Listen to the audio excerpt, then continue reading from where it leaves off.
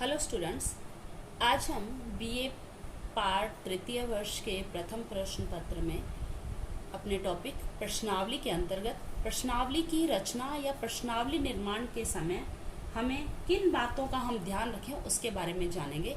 अभी तक हम पढ़ चुके हैं प्रश्नावली का अर्थ, उसकी विशेषताएं तथा प्रश्नावली के प्रकारों के बारे में। आज हम जानेंगे प्रश्नावली की रचना कैसे की जाती है या प्रश्नावली की रचना करते समय किन किन बातों का ध्यान रखा जाता है। प्रश्नावली की रचना करते समय मुख्यतः तीन पक्ष इसके महत्वपूर्ण होते हैं। पहला है अध्ययन की समस्या, दूसरा है प्रश्नों की उपयुक्तता, प्रकृति एवं उसकी शब्दावली, तथा इसी प्रकार तीसरा है प्रश्नावली का बाह्य पक्ष अथवा भौतिक पक्ष। जैसा कि हमने अनुसूची के समय भी पढ़ा था कि अनुसूची बनाते समय हमें किन बातों का ध्यान रखना चाहिए, उसका बाहरी पक्ष या उसका भौतिक पक्ष कैसा होना चाहिए, प्रश्नों की प्रकृति या प्रश्नों की भाषा कैसी होनी चाहिए। तो कुछ बातें हमें प्रश्नावली का निर्माण करते समय भी ध्यान रखनी चाहिए और ये बातें तीन भागों में बटी हुई है। तो सबसे पहले हम जानेंगे अध्ययन की समस्या, द प्रॉब्लम ऑफ स्टडी। प्रश्नावली विधि का अध्ययन करने और प्रश्नों की रचना करने से पूर्व यह आवश्यक है कि समस्या के विभिन्न पक्षों का विश्लेषण कर लिया जाए। यानी कि हमारा जो टॉपिक है, जो हमारे जिस विषय से संबंधित हम अध्ययन करना चाहते हैं, उस विषय से संबंधित सभी पक्षों का हमें विश्लेषण कर लेना चाहिए, ताकि यह स्पष्ट हो जाए कि समस्या के किन पक्षों से संबंधित सूचनाएं हमें प्राप्त करनी है और हमें किस प्रकार के प्रश्नों का निर्माण करना है। इसी प्रकार इसके अंतर्गत अनुसंधानकर्ता जो है उसके पूर्व अनुभवों को भी ध्यान में रखते हुए प्रश्नों का निर्माण करना चाहिए। यानी कि पहला हुआ, हम कह सकते हैं कि विभिन्न पक्षों का, समस्या के विभिन्न पक्षों का ध्यान रखना चाहिए, विश्लेषण करना चाहिए। इसी प्रकार अनुसंधानकर्ता को अपने पूर्व अनुभवों का प्रश्नों के निर्माण में सहयोग लेना चाहिए।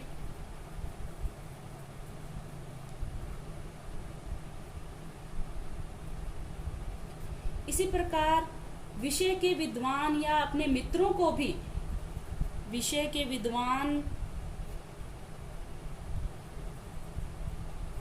या मित्रों से भी जो विषय से संबंधित है, विषय से संबंध में जानकारी रखते हैं, उनका सहयोग भी लेना चाहिए प्रश्नों के निर्माण में, ताकि हम किसी प्रकार की गलती न करें या उनका ज्ञान भी हमारे अनुसंधान में उपयोगी साबित हो।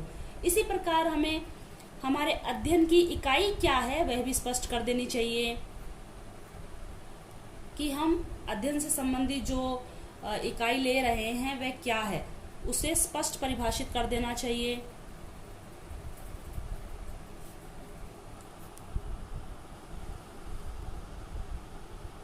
और साथ में हमें स्थानीय परिस्थितियों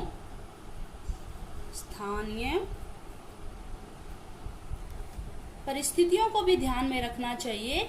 अपने प्रश्न या अपने विषय से संबंधित जो जानकारी प्राप्त करना चाहते हैं, तो उसके हमारे स्थानीय परिस्थितियां, यानी कि हमारे स्थानीय भाषा क्या है, वहाँ के लोग किस प्रकार की विशेषताएं रखते हैं, ताकि हमारे प्रश्नों के निर्माण में सहयोग प्राप्त हो सके। तो इस प्रकार हमें अध्ययन की समस्या के अंतर्गत अध्ययन विषय से संबंधित विभिन्न पहलुओं को जानकर उस विषय से संबंधित जानकारी सारी प्राप्त करके अपने प्रश्नों का निर्माण करना चाहिए। इसकी अगला प्रकार या रचना करते समय जो ध्यान देने योग्य बात है वो है प्रश्नों की उपयुक्तता, प्रश्नों की प्रकृति और उसकी शब्दावली कैसी होनी चाहिए। तो इसके अंतर्गत हम कहेंगे सबसे पहले कि प्रश्न जो है, प्रश्नों की स्पष्टता और विशिष्टता का ध्यान रखना चाहिए। सबसे पहले प्रश्नों की स्पष्टता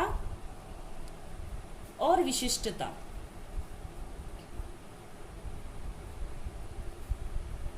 यानी कि प्रश्नों की जो भाषा है वो सरल होनी चाहिए, जिसे उत्तरदाता समझ सके, क्योंकि अध्ययनकर्ता जो है उत्तरदाता के साथ उस समय उपस्थित नहीं रहता।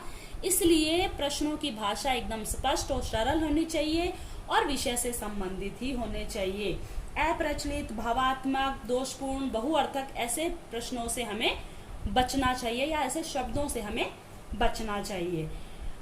या यूं कहें कि प्रश्न जो है सरल प्रकृति के होने चाहिए, उसकी भाषा भी सरल होनी चाहिए ताकि वो समझ में आ सके, सामान्य बुद्धि वाले व्यक्ति भी उसको समझ सके। इसी प्रकार इकाइयों को स्पष्ट परिभाषित कर देना चाहिए कि हम जो पूछना चाह रहे हैं, जिस विषय से संबंधित हमारा उसके अंतर्गत अर्थ क्या है। इसी प्रकार प्रश्नों की उपयुक्तता और प्रकृति और शब्दावली के अंतर्गत हमें यह भी ध्यान रखना चाहिए कि हमारे जो प्रश्न हैं वो संक्षिप्त हो, बहुत लंबे लंबे नहीं होने चाहिए।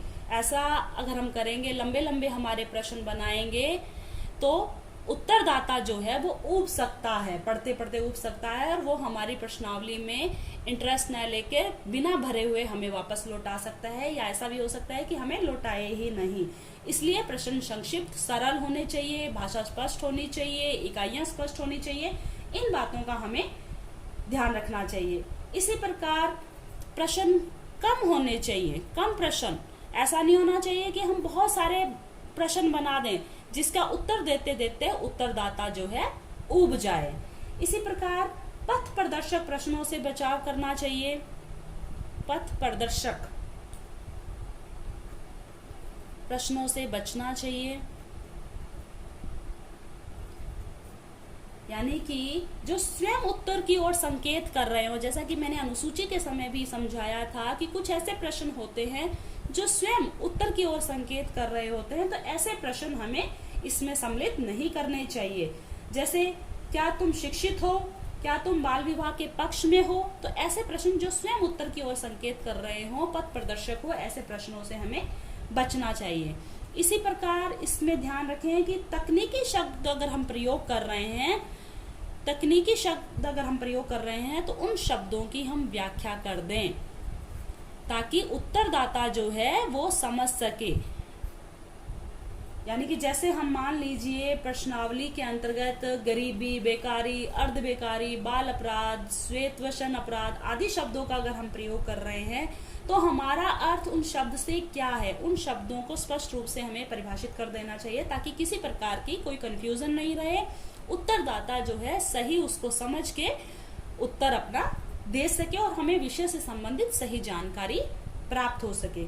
इसी प्रकार भावात्मक या व्यंग्यात्मक प्रश्नों से बचना चाहिए। भावात्मक या व्यंग्यात्मक प्रश्नों से बचना चाहिए।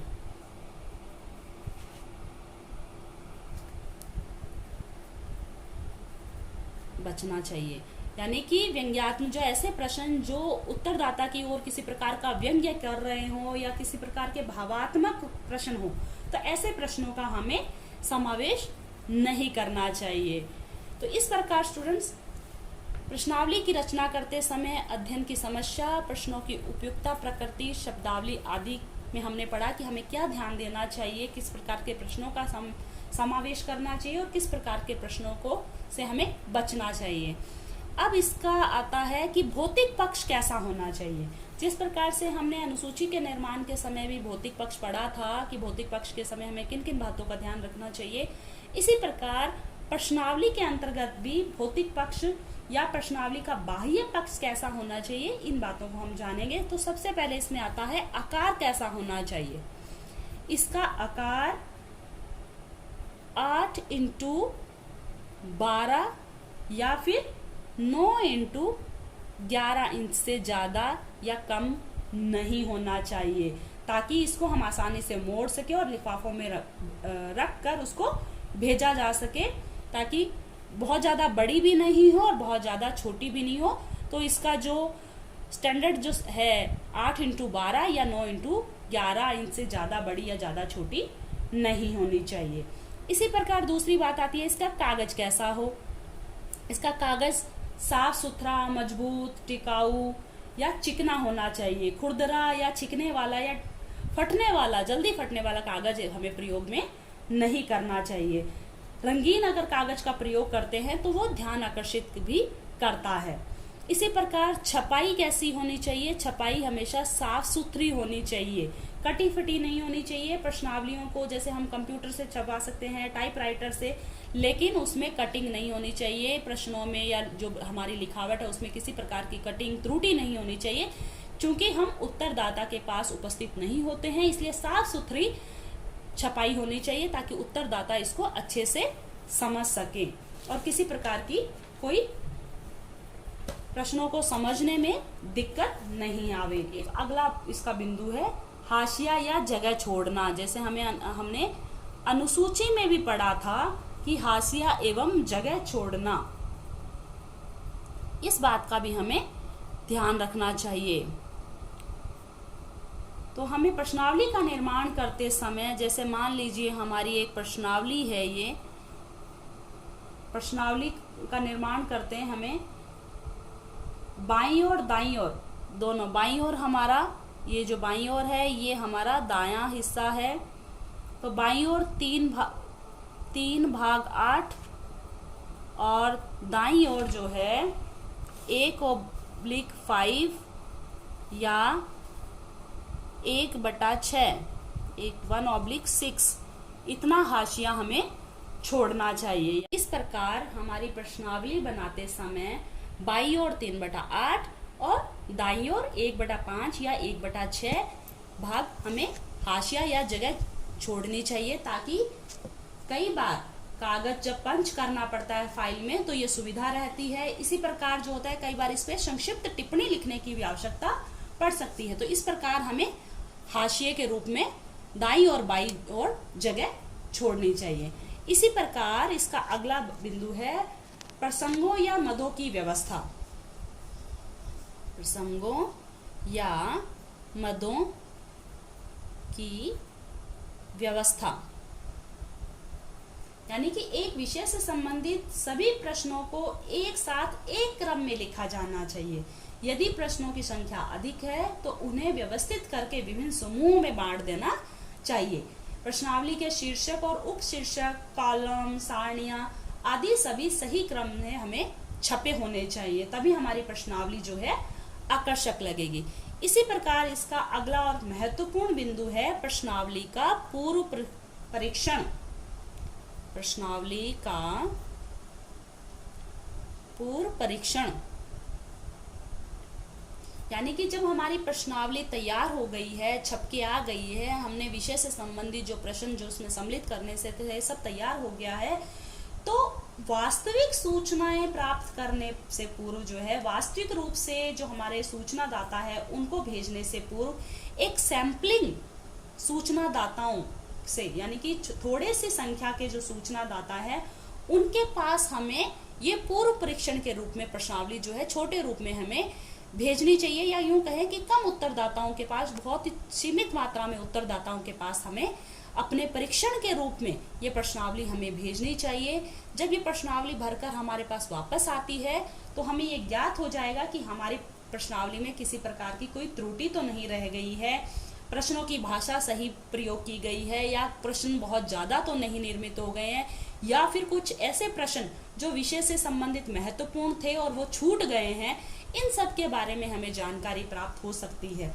इसी प्रकार ऐसे प्रश्नों के बारे में ज्ञात हो जाता है कि उत्तरदाता कुछ ऐसे प्रश्नों के बारे में इंटरेस्ट नहीं ले रहा है या उत्तर नहीं दे रहा है, तो उन प्रश्नों की भाषा या उन प्रश्नों को बदला जा सकता है या प्रश्नों की भाषा को सुधारा जा सकता है। तो इस प्रकार से प्रश्नावली का वास्तविक प्रयोग या वास्तविक रूप से अध्ययन जब हम कर रहे हैं, उससे पूर्व एक पूर्व परीक्षण कर लेने से जो है हमारी प्रश्नावली की जो कमियां हैं वो हमें ज्ञात हो जाएंगी, और फिर हम हमारा वास्तविक अध्ययन करने से पूर्व उस प्रश्नावली की कमियों को दूर कर सकते हैं, जिससे कि हमारा जो अध्ययन है और अधिक सफल और अधिक हमारा जो है सार्थक हो पाएगा। हमारी सूचनाएं जो है वास्तविक रूप में सही सूचनाएं हमें प्राप्त हो सकेंगी। तो स्टूडेंट्स, इस प्रकार प्रश्नावली की रचना करते समय हमें उसके अध्ययन की समस्या, प्रश्नों की उपयुक्तता, प्रकृति और शब्दावली, प्रश्नावली का बाह्य पक्ष, इन सब बातों का ध्यान रखते हुए हमारी प्रश्नावली का निर्माण करना चाहिए।